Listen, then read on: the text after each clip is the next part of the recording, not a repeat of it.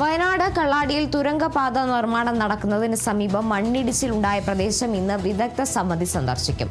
മണ്ണിടിച്ചിലിന്റെ കാരണങ്ങൾ കണ്ടെത്താൻ സർക്കാർ രൂപീകരിച്ച വിദഗ്ധ സമിതിയാണ് പരിശോധനയ്ക്ക് എത്തുന്നത്. തുരങ്കപാതയുടെ നിർമ്മാണത്തിൽ സുരക്ഷാ മാനദണ്ഡങ്ങൾ കൃത്യമായി പാലിച്ചിട്ടുണ്ടോ എന്ന് സമിതി വിലയിരുത്തും. പദ്ധതിക്കായി കേന്ദ്ര സംസ്ഥാന സർക്കാരുകൾ നൽകിയ വിവിധ അനുമതികളും പാരിസ്ഥിതിക പഠന റിപ്പോർട്ടുകളും സംഘം വിശദമായി പരിശോധിക്കും.